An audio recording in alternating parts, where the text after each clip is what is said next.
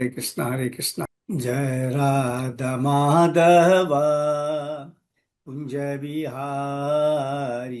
Jai Radha Madhava Kunja Bihari Jai Gopi Jana Vallabha Girivaradari Jai Gopi Jana Vallabha Girivaradari Jai Radha Madhava Kunja Bihari Jai Gopi Jana Vallabha Girivaradari Jai Gopi Jana Vallabha Girivaradari Yashodanandana Braja Jana Ranjana Yashodanandana Braja Jana Ranjana Yamuna Tira Vanachari Yamuna Tira Vanachari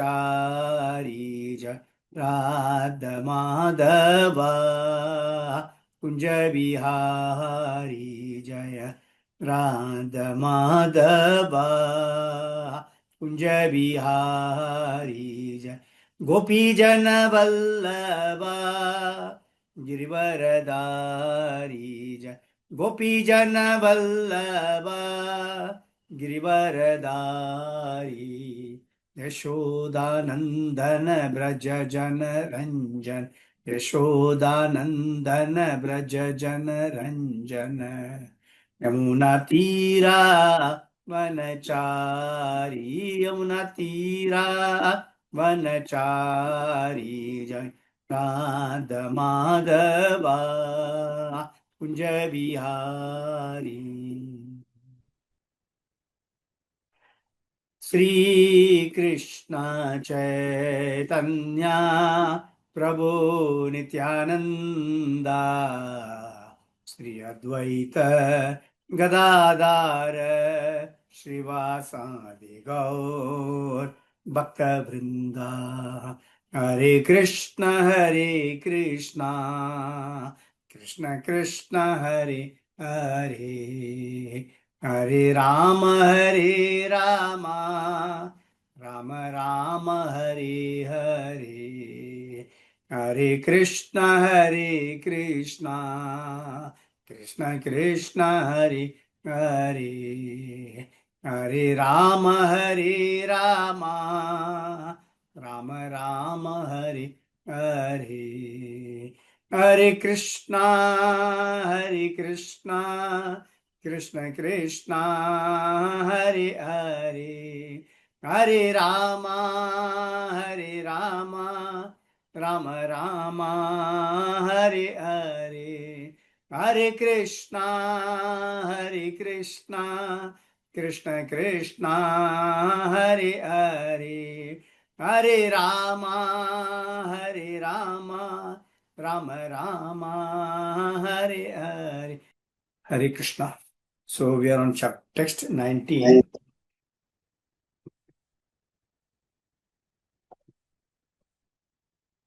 न युज्यमानाय भक्त्या न युज्यमानाय भक्त्या न युज्यमानाय भक्त्या भगवती अखिलात्मनि भगवती अखिलात्मनि भगवती अखिलात्मनि सदृशो अस्ति शिवः पन्था सदृशो अस्ति शिवः पन्था सदृशो अस्ति शिवः पन्था योगिनां ब्रह्मसिद्धये योगिनां ब्रह्मसिद्धये योगिनां ब्रह्मसिद्धये न युज्यमानाय भक्त्या भगवती अखिलात्मनि सदृशो अस्ति शिवः पन्था योगिनां ब्रह्मसिद्धये Translation Perfection in self-realization cannot be attained by any kind of yogi unless he engages in devotional service to the Supreme Personality of Godhead, for that is the only auspicious path. Repeat. Perfection in self-realization cannot be attained by any kind of yogi unless he engages in devotional service to the Supreme Personality of Godhead, for that is the only auspicious path. Purport by Srila Prabhupada, Jai Srila Prabhupada. Somebody can read the purport, please. Purport by Srila Prabhupada. That knowledge and renunciation are never perfect unless joined by devotional service is explicitly explained here. No Ujamanya means without being detailed. When there is devotional service, then the question is where to offer service. Devotional service is to be offered to the Supreme Personality of Godhead, who is the super soul of everything. For that is the only reliable path of self-realization or Brahman realization. The word Brahma Siddhaye means to understand oneself to be different from matter, to understand oneself to be Brahman. The Vedic words Brahma Siddhi means that one should know that he is not matter, he is pure soul. There are different kinds of yogis, but every yogi is supposed to engage in self-realization or Brahman realization. It is clearly stated here that unless one is fully engaged in this devotional service of the Supreme Personality of Godhead, one cannot have easy approach to the path of Brahma Siddhi. In the beginning of the second chapter of Srimad Bhagavatam, it is stated that when one engages himself in the devotional service of Vasudeva, spiritual knowledge and realization of the material world automatically becomes manifest. Thus, a devotee does not have to try separately for renunciation or knowledge. Devotional service itself is so powerful that by one's service attitude, everything is revealed. It is stated here, Shiva Pantaha, that is the only auspicious path for self-realization. The path of devotional service is the most confidential means for attaining Brahman realization. That perfection in Brahman realization is attained through the auspicious path of devotional service indicates that the so-called Brahman realization or the realization of Brahma Jyoti effulgence is not Brahma Siddhi. Beyond that Brahma Jyoti, there is a Supreme Personality of Godhead. In the Upanishads, a devotee prays to the Lord to kindly put aside effulgence, Brahma Jyoti, so that the devotee may see within the Brahma Jyoti the actual eternal form of the Lord. Unless one attains realization of the transcendental form of Lord, there is no question of bhakti. Bhakti necessitates existence of the recipient of devotional service and the devotees who render devotional services. Brahma Siddhi through devotional service is realization of the Supreme Personality of Godhead. The understanding of the effulgent rays of the body of the Supreme Godhead is not the perfect stage of Brahma Siddhi or Brahman realization, nor is the realization of Paramatma feature of the, nor is the realization of the Paramatma feature of the Supreme Person perfect. For Bhagavan, the Supreme Personality of Godhead is Akilatma. He is a super soul. One who realizes Supreme Personality realizes the other features, namely the Paramatma feature and the Brahman feature, and the total realization is Brahma Siddhi. Hare Krishna. Hare Krishna. Om Ajnanantimirandasya Jnananjana Shalakaya Chakshurunmilitamena Tasmai Sri Gurave Namaha. I was born in the darkest of ignorance, but my spiritual master has opened my eyes to the thoughts of knowledge.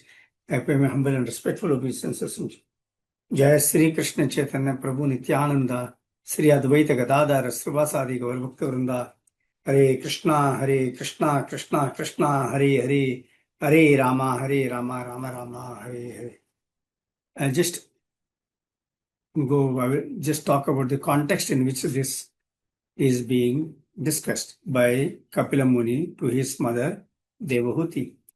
If you go into the text 14, from text 14 onwards, it is being explained there that, O my most pious mother, I shall now explain unto you the ancient yoga system which I explained formerly to the great sages.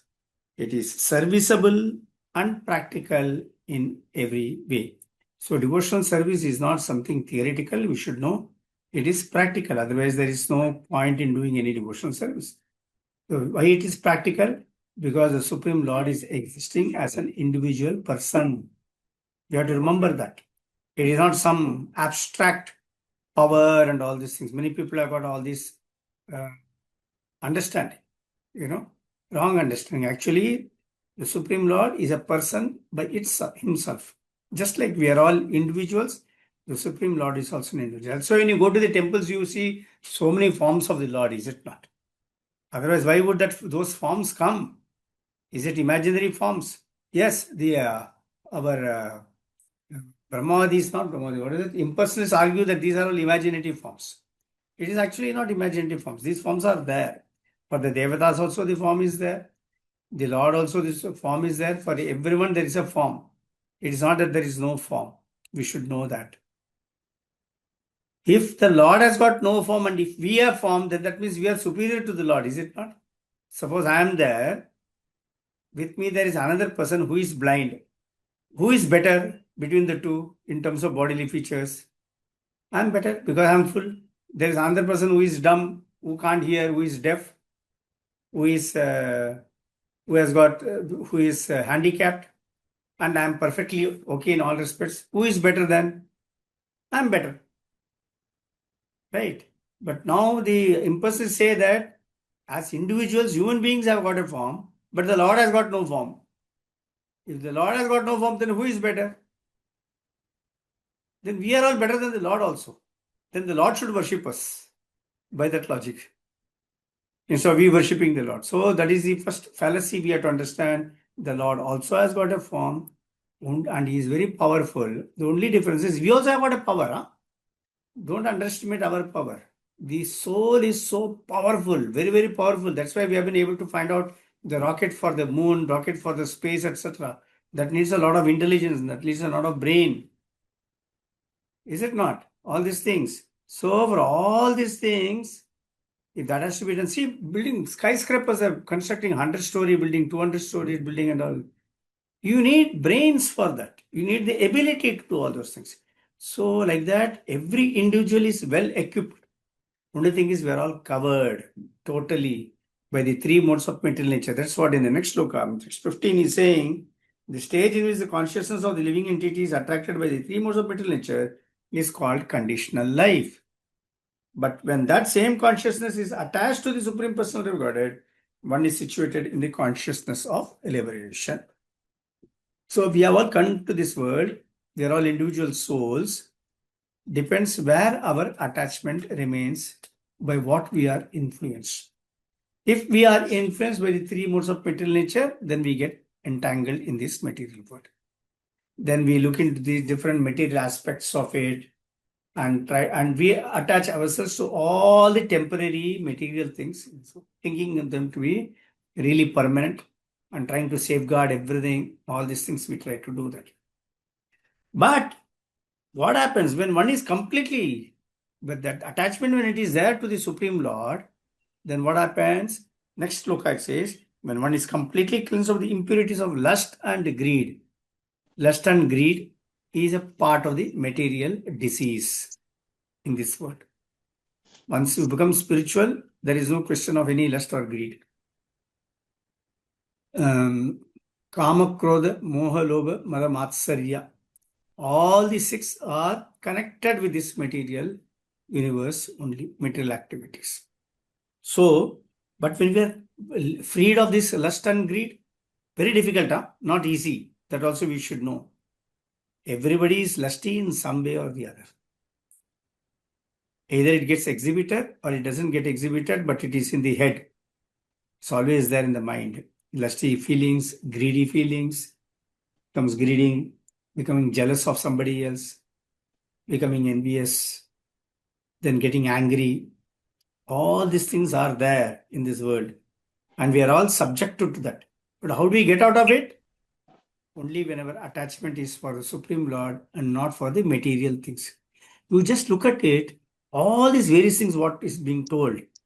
Kama, Krodha, Moha, Lobha, Mada, Matsarya. All the six are connected with the material things only. Not with the spiritual thing. When you are doing a spiritual activity, you don't get all these things. When somebody else is also doing a spiritual activity, you only think in terms of how to cooperate with him, how to learn something from him, or how to assist him in doing a better devotional service. This is how we will think in devotional service. In devotional service, we don't get into competition. We only get into cooperation. Then, So, but when you are jealous of somebody, will you cooperate with him? Or will you try to pull him down? You will try to pull him down. That's what we will do. So, it's being told here that once you get into these devotional activities, automatically the lust and greed, everything will gradually decrease and it will simply vanish from our heart. And is it a good thing to vanish it from our heart? To remove it from our heart, or it is a bad thing? So my question was, is it a good thing that the lust, greed and all just disappears from our heart?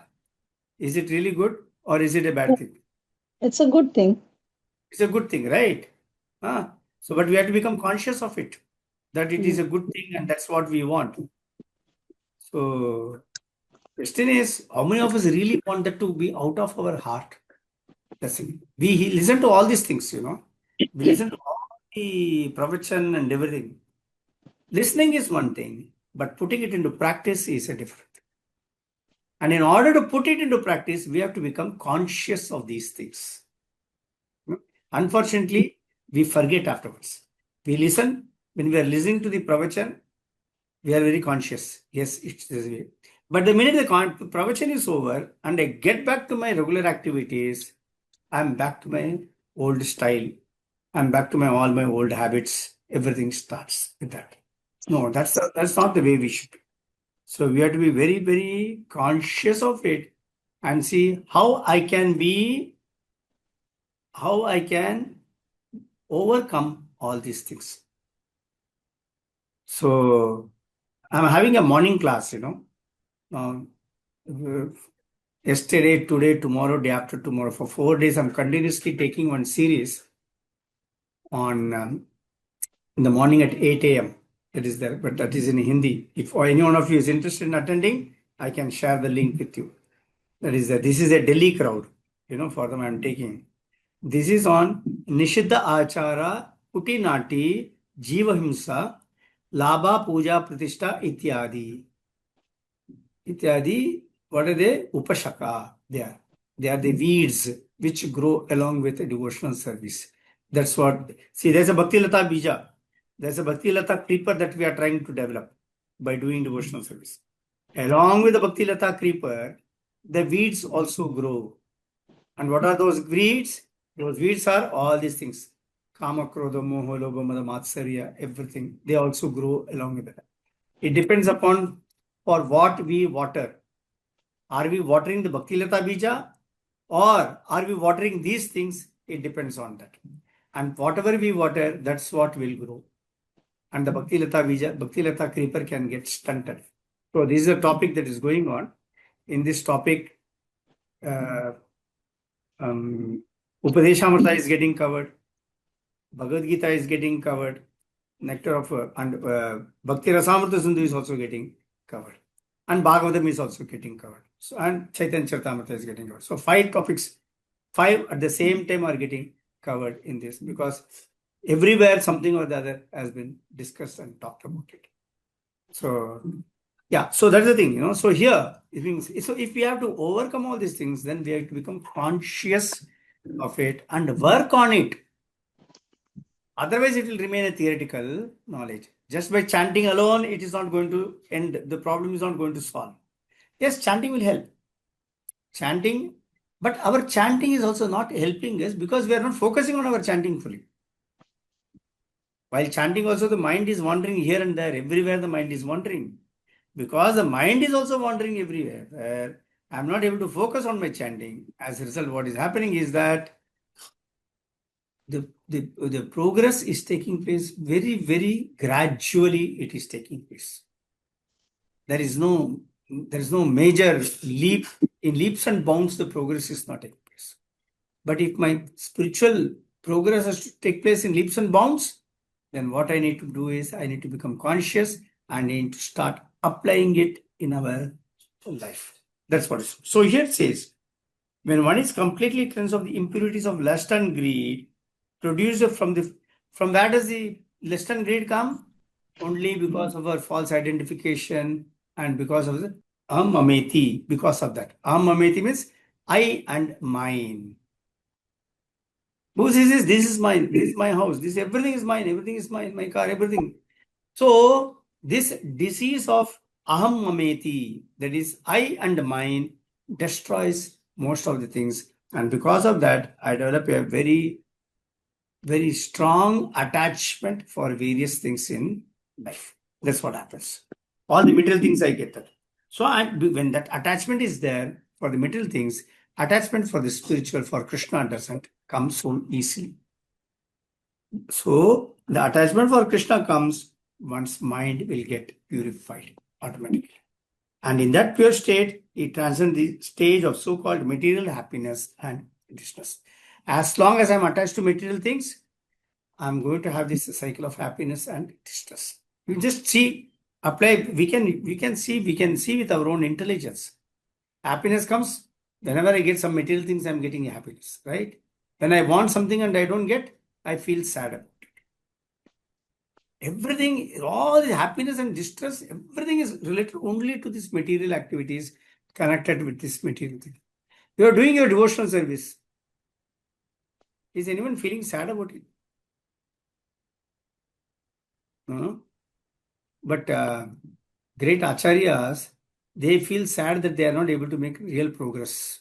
In their case, it is like that. In our case, we don't even feel sad. Some or the other, I want to finish my 16 rounds. That's where I am standing now. Morning. That is our situation. We have not reached the stage of, where we feel that we must keep on chanting. Many of you have gone to Mayapur, so you know that Bhakti Siddhanta Saraswati Maharaj, before he met Gauri Kishore Das Babaji, every day he was chanting 192 rounds. 192. 192 rounds. Which means he was chanting 22 hours every day. Out of 24 hours, he was chanting 22 hours. And just those 2 hours also, it depends. If he has not been able to finish this 192, then he will skip his food, he will also skip his sleep, and he will continue chanting for the next day. You tell all these things, then people will run away from ISKCON. They will say, we don't want to do any devotional service. We are much better off now. We are able to sleep nicely. 2 o'clock, I am able to sleep. Whether I want to sleep or not, I will take my WhatsApp and I will just lie down on the bed. At least that I will do. That's the way it is now. But Bhakti Siddhanta Saraswati Maharaj, his focus was on chanting. He said, I will not leave, I will not eat anything, I will not sleep till the time I complete my 192 rounds. Just imagine how much of power he must have built up, that spiritual power. The spiritual power is something unimaginable. Huh? Because of spiritual power only, Bhakti Vinod Thakur could manage with just 2 to 3 hours of sleep every day. Because of that spiritual power only, Bhakti Siddhanta Saraswati Maharaj was also sleeping for 2-3 hours. Because of that spiritual power only, Srila Prabhupada slept only 2 hours every day. And the rest of the time he could devote on writing books. Because of that spiritual power only, our Guru Maharaj also, with so much of handicap, he is able to travel all over the world. And he is giving classes every day. Otherwise, how will he give a class every day? If you are paralyzed from your head to toe, how will you be able to, what he talks also nobody can understand.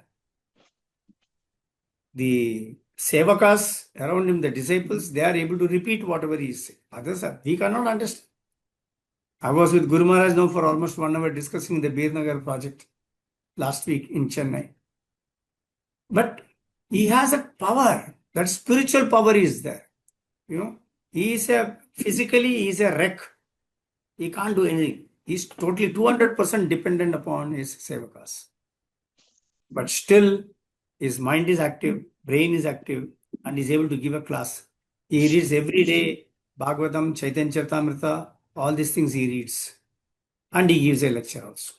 Spiritual power. There is nothing else of interest to him. It's only this. In case it happens to us, what will we do? We will only think of that and we'll keep crying over it with others. See, this thing, what happened? I'm doing so much of devotional service. In spite of that, I've been punished by God. That's what we'll go and tell everybody. No, we are not being punished by God. We are undergoing the reactions of our past misdeeds, and we are also being taught a lesson. Even in spite of these conditions, you should learn how to depend upon the Supreme Lord. Everything is being done with a purpose only, not without any purpose. Even if it is happening for Guru Maharaj like this, Guru Maharaj is not on the bodily consciousness. So he is not affected much. That's the reason why he's giving a class, he's doing everything. Everything is happening to you. Is it not? So that is a lesson for us also, for all his disciples, to learn that whatever may be your material condition, you should continue to do your devotional service. There is a small thing. If I got a fracture, I take leave from all my chanting and everything. I feel that I have to take rest. I will not do chanting. If I have got a fracture, I've fallen down, I got fever. उस दिन सब छुट्टी है हमारा. I cannot do it because my mind is on that only. I can't. I think that all the routine I break, everything, all these things. I'm seeing what I'm seeing. That's what I'm talking here. But all these things are happening only because of our bodily consciousness and bodily attachments. So in that context only, in the text 17 it is being saying, first he says, when one is completely cleansed of the impurities of lust and greed, 16, produced from the false identification of the body as I and bodily possession as mine, one's mind becomes purified.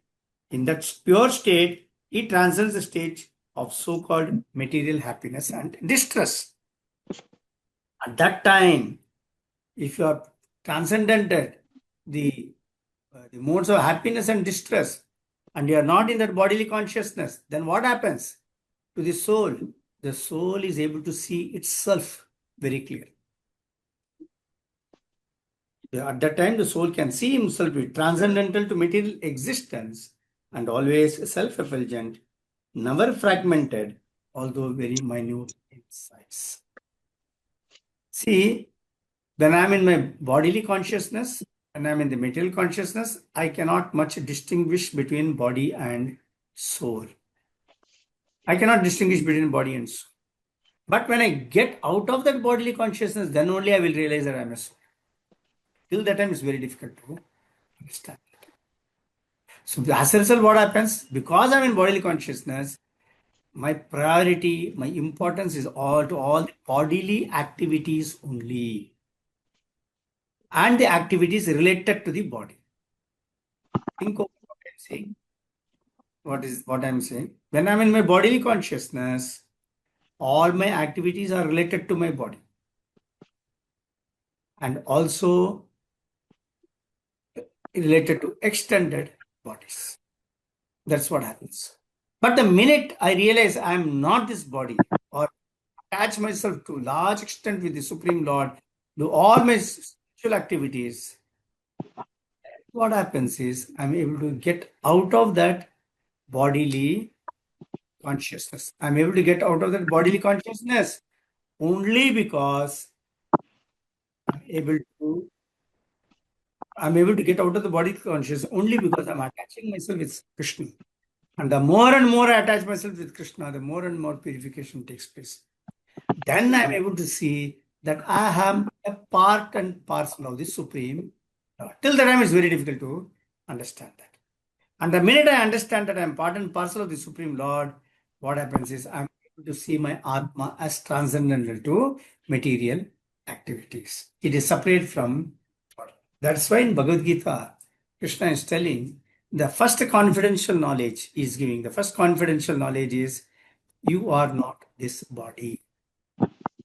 Difference between the body and the soul. That is the first confidential knowledge he gives.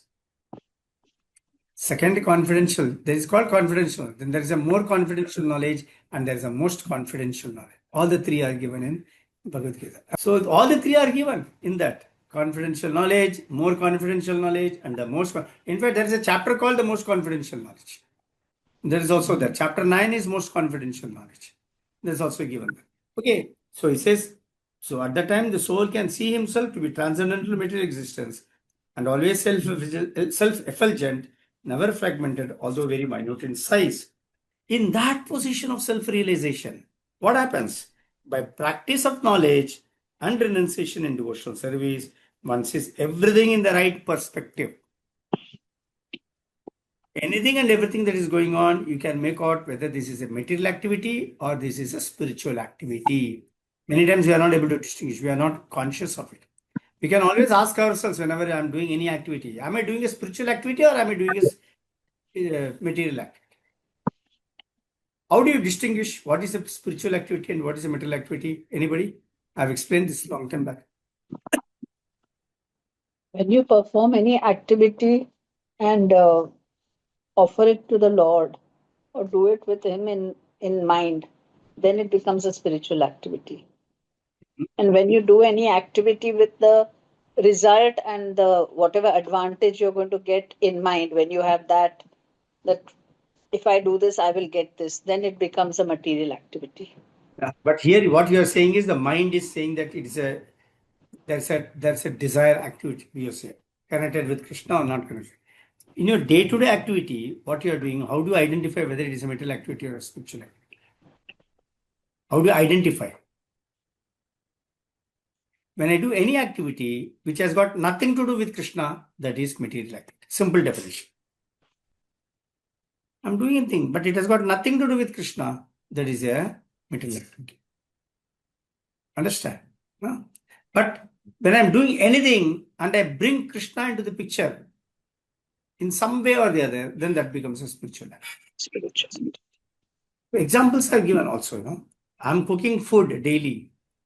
If I'm cooking food with the thought that I should offer it to Krishna, and I offer it to Krishna, then it becomes a spiritual activity. But if I'm cooking food only for my happiness, for my family members, that becomes a material. Simple definition. Right? Simple example to understand. I'm going to see a movie. Is that a spiritual activity or a material activity? Material. Everybody can understand. Material activity. Correct? But So once you are watching the Ramayana, Mahabharata, this is a spiritual activity, na Prabhu? it depends upon with what intention you are watching it again. I was just going to say, Prabhuji, I went and watched Narasimha, the eternal protector, and that was a spiritual activity. You tell me, what did you observe in that and what did you appreciate in that? If you appreciated at that time after seeing the movie, if you really appreciated, my God, Krishna, how did you come as a Narasimha? What all you did? Amazing things you have think. If you think like that, then that becomes a spiritual activity. But if you have gone and see the movie and say that what a combination of colors, that this and all they have done, so impactful it is, and all those things, that becomes a material activity. I'm not talking for you. I'm just saying, I'm distinguishing between the two. Many times people, what do they say? Beautiful, fantastic direction they have done, all those things they have done. Yes, correct. That's all nice. And the color combination, the audio effect, the visual effects, great. It is so impactful. What are you appreciating there? The material things you are appreciating. Technology. Technology is what you are appreciating. So that becomes a material activity. Clear? So that part you have to be very careful and you have to identify that. So here it says, in that position of self-realization, by practice of knowledge and renunciation in devotional service, one sees everything in the right perspective. He becomes indifferent to material existence, and the material influence acts less powerfully upon him.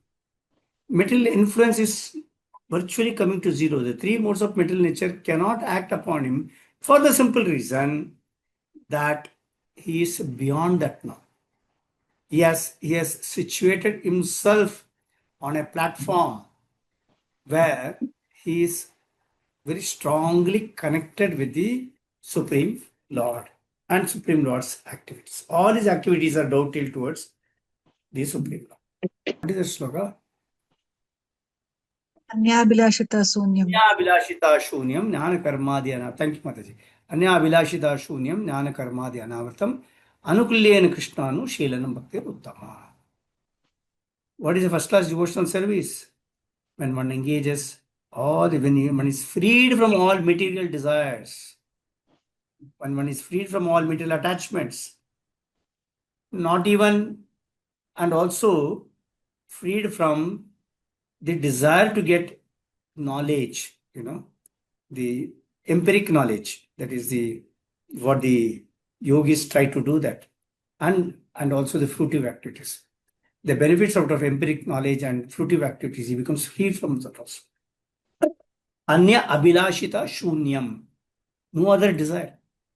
Anya abhilasha means desires. Okay. Anya means other. Abhilasha shunyam. So no desires, no material. Anya abhilashita shunyam jnana karmadi anavritam. Not even the desire to gain empiric knowledge nor fruitive activities. Anya abhilashita shunyam jnana karmadi anavritam. Anukulyena krishnanu. Whatever activities he is performing, it is all anukula. Anukula to what? To Krishna's this thing. Anukulyena krishnanu. That means all his activities he is dovetailing towards Krishna's pleasure only. Anukulyena krishnanu. If that is done, Sheelanam Bhakti Uttama, then that is the topmost bhakti. It is being explained. So if that is the case, that is how our bhakti should be, it says. This is how it has been explained by Rupa Goswami to all of us. So if we have to do it, then it comes that, yes, we can do it, provided we take up that seva also for the Lord, and we also do that whatever the regulative principles have been given to us, whatever the instructions are given to us by our Guru and by the Acharyas, that we should follow. Then that will pop. So coming to today's shloka of 19, here it is being explained, perfection in self-realization cannot be attained by any kind of yogi unless he engages in devotional service to the Supreme Personality of Godhead, for that is the only auspicious path. That is only auspicious path. Shiva Pantaha. Shiva means auspicious. Shiva Pantaha means auspicious path. It is there. Text 19 it is. So here, cannot be attained by any kind of yogi unless he engages in devotional service to the Supreme Personality of Godhead, for that is only auspicious path. And in the previous shloka I said, in that position of self-realization, the practice of knowledge and renunciation devotional service, one sees everything in the right perspective. So, for my perfection in devotional service, or my perfection in my Krishna consciousness, devotional service is required, knowledge is required, renunciation is also required. All the three are required. Okay. But how do I get all these things? Yogic practice is a long process. To get renunciation from everything is very difficult. In the 10th canto, when you go, when Parikshit Maharaj and Sukdev Goswami, when they are discussing, at that time, Parikshit Maharaj is telling Sukdev Goswami, I want to hear more about Krishna, and I am not disturbed by this hunger and thirst. For 7 days, he has not eaten anything. He has not eaten anything. And the 7th day is coming. And he said, I still want to hear. I am not disturbed by my hunger and thirst. Can we be like that without hunger and thirst, without eating anything? Ekadashi is there this Saturday. By evening, by afternoon itself, we start feeling. Many people have to take their breakfast also. Even if they don't take breakfast, it works on their head. Hey, I have not had breakfast. I have not had breakfast. I have not had breakfast. So I should eat early. But then he says, at least half day, let me fast. So let me wait for 12 o'clock. 12 o'clock. 12:01, 12:02, eat. It's like that, Ready, set, and go, like that. Eat. So you have to eat by 12:01, 12:02, 12:05. Because I have fasted for half a day. We are in that situation. How do we go? How do we overcome all these things? So, both renunciation. Renunciation means austerity, right? Renouncing everything. Very difficult. So, in today's class, morning class, I was talking Giving an example, I said that when this Bombay Juhu temple was built, so there was lots of problems. They purchased the land, and the presiding deity in Juhu temple is Radha Ras Bihari. Okay. So when they wanted to start that, they did not have any money to do anything. So they constructed a jhopda. That is a hut they constructed.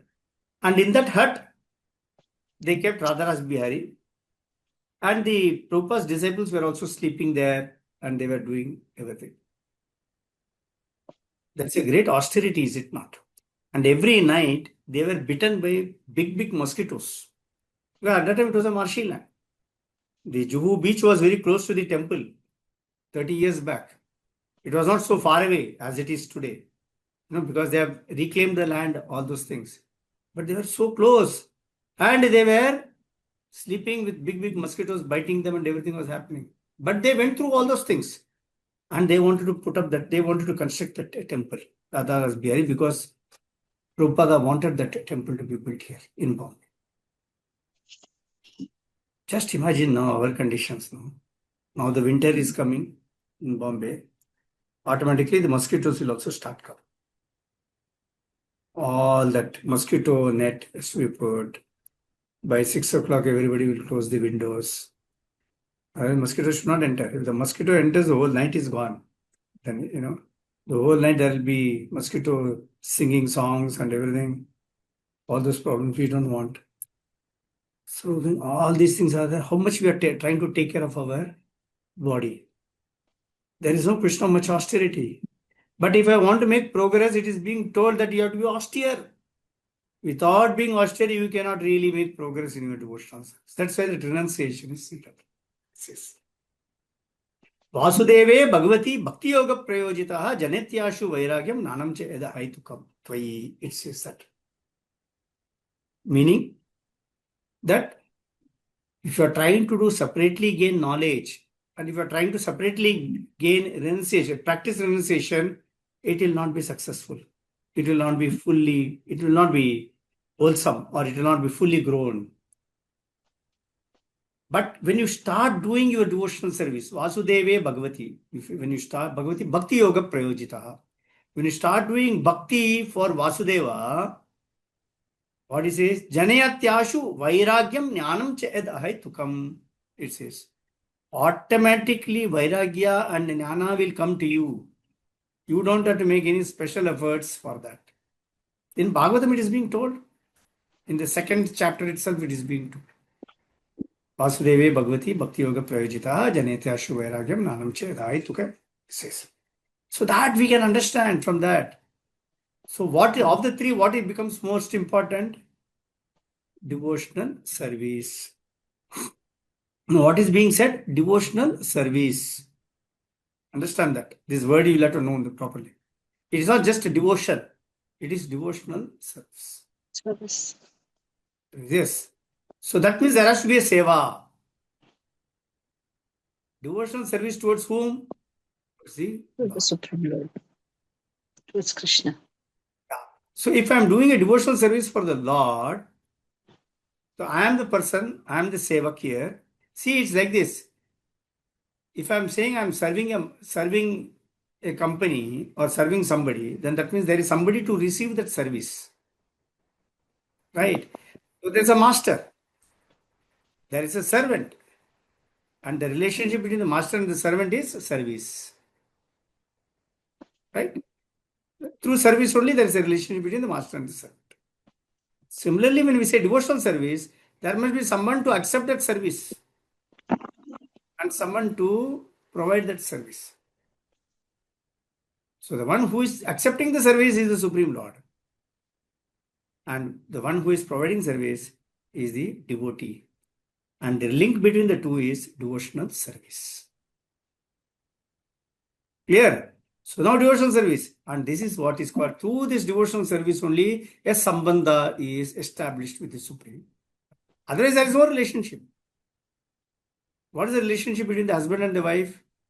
Only through the service comes. Otherwise, there is no sambandha between the husband and the wife. If the wife is wanting to do whatever she wants to do, if the husband does whatever he wants to do, Where is the sambandha established? There is no sambandha established. Anyway. So throughout the world, the relationship, when we establish it, it is through a service. I may say I'm a great devotee of the Lord, but then you have to show also that. I given this material example many times, The boy is there, the boy loves a girl. Okay. But when he says, I love you, that is not sufficient. He has to express his love. Correct? And how does he express his love?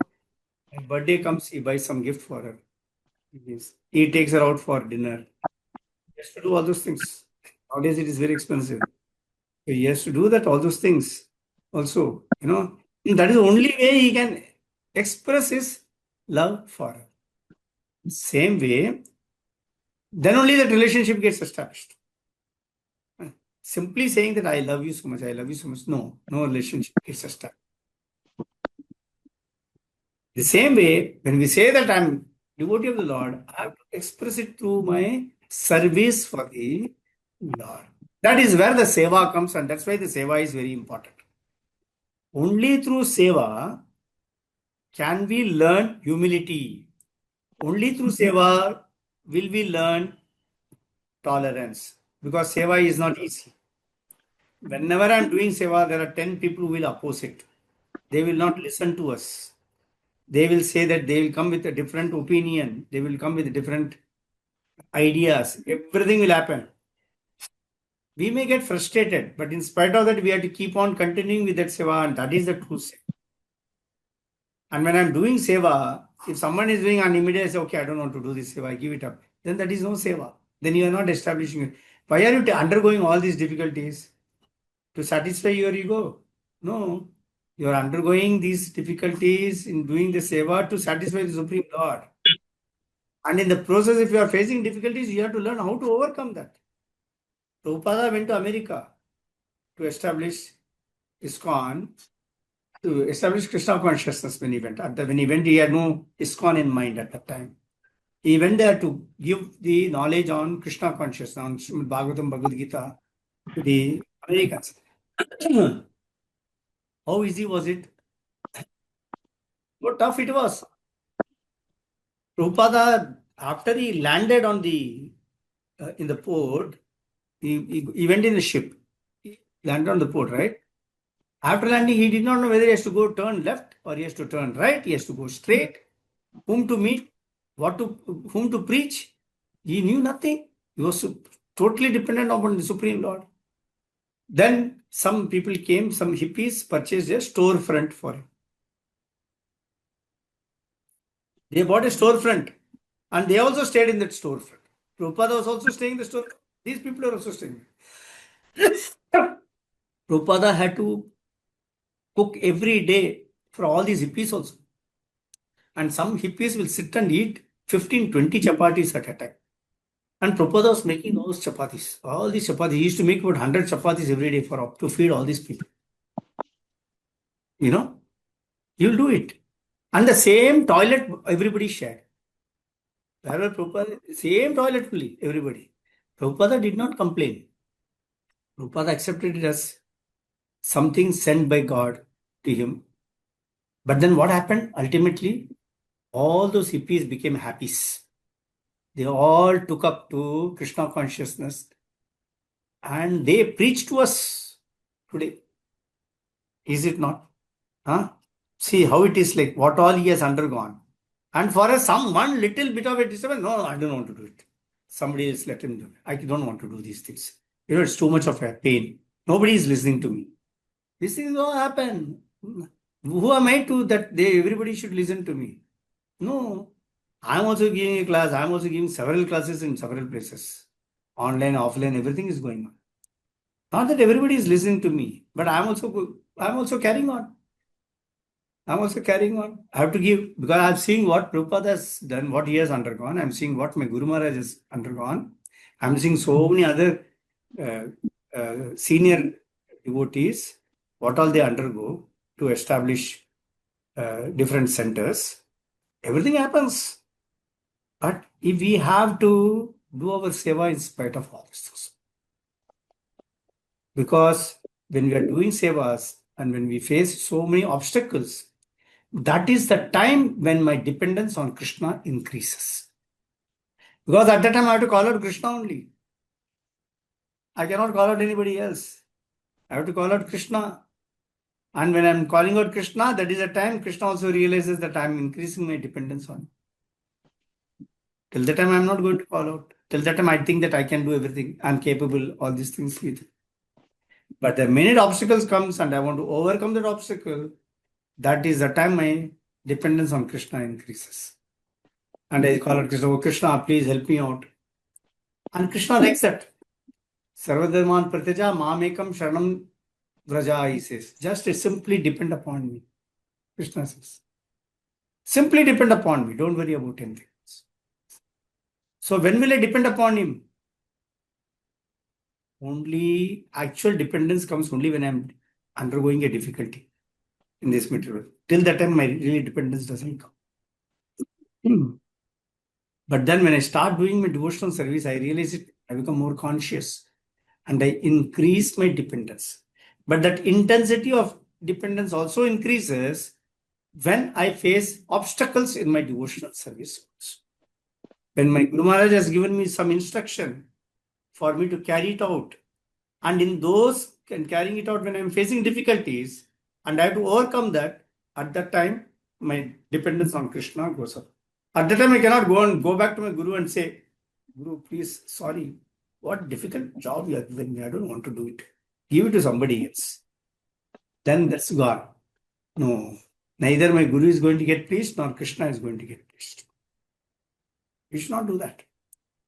Difficulties will be there. Even in devotees' life, the difficulties will be there. But we should learn to tolerate all these difficulties and overcome that and move forward. That is very important. Then my dependence on Krishna increases. Then my closeness with Krishna increases. My advancement in my spiritual life, that becomes very rapid. These are some of the secrets, of progressing. Not to run away from the difficulty in life. We have to face the difficulties in our spiritual life also and see and ask Krishna, ask the senior disciples, senior advanced devotees, what should I do in this situation? They will definitely help us out because it's a moment of cooperation and not competition. So they will always help us. They will advise us. They will direct us and go on that. Mahajano Yenagada Pantaha, it says.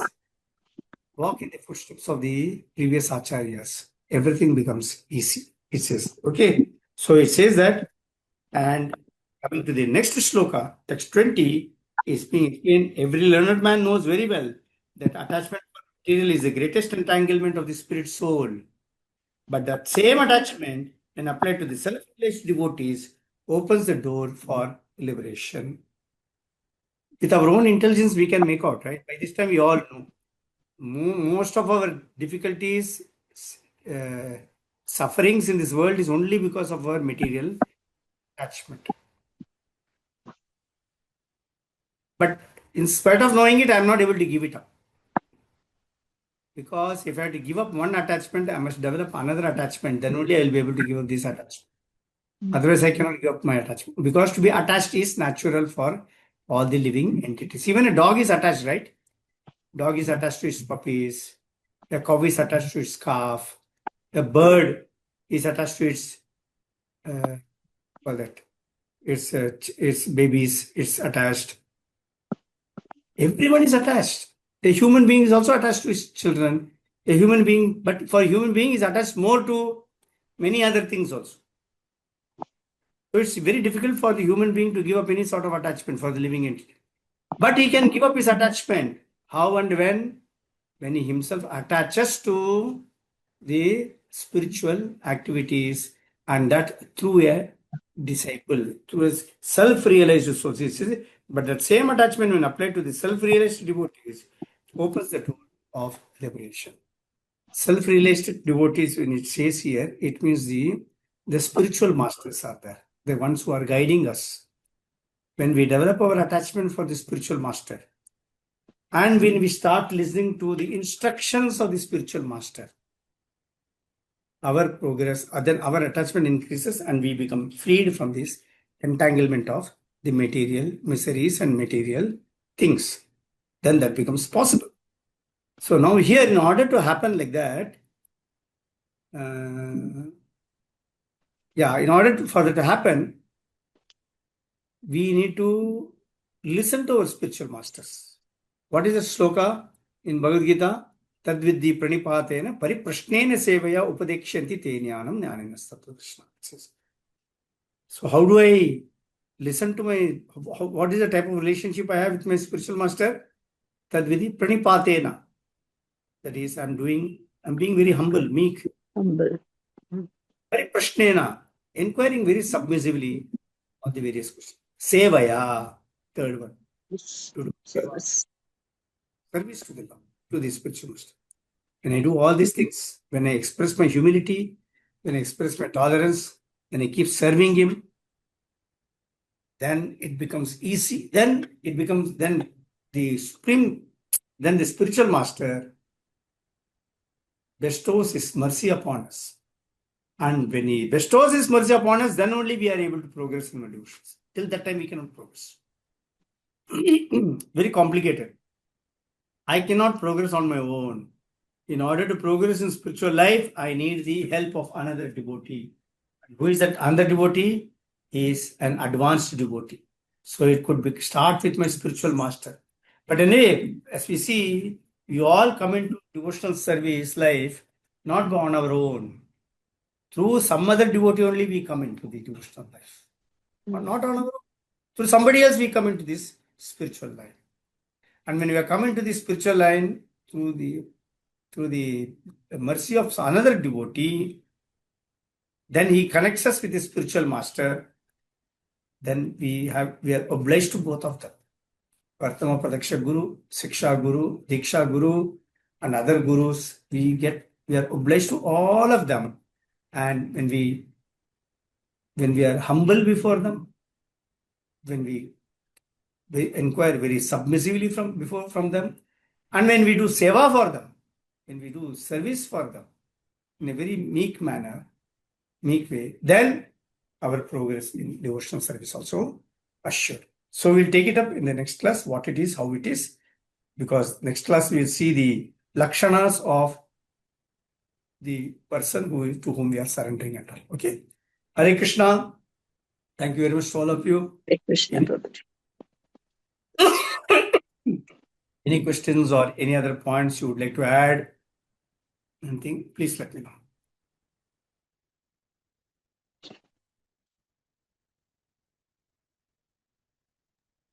Prabhuji, devotional service, I want to tell two things. About Zugu temple, some gundas came and destroyed the temple. And even though after that also, the service continued. Even Mayapur flooded one time, the inside service continued. So in spite of all the obstacles, the services will continue. There was a lot of political pressure also on Juku temple. They did not want the temple to come up. The police filed a case against Jew temple. Everything happened at that time. But still, in spite of that, now they have established temple. See, there is no place to stand in the temple. So crowded. Yeah. Anybody with any questions? Okay. Thank you very much, all of you. Hare Hare Krishna. Krishna, Hare Prabhuji. Krishna, Prabhupada Prabhuji. ki jai. Jai. Guru Maharaj ki jai. Bhagavatam Jai. Granth Raj ki jai. Jai. Hare Krishna.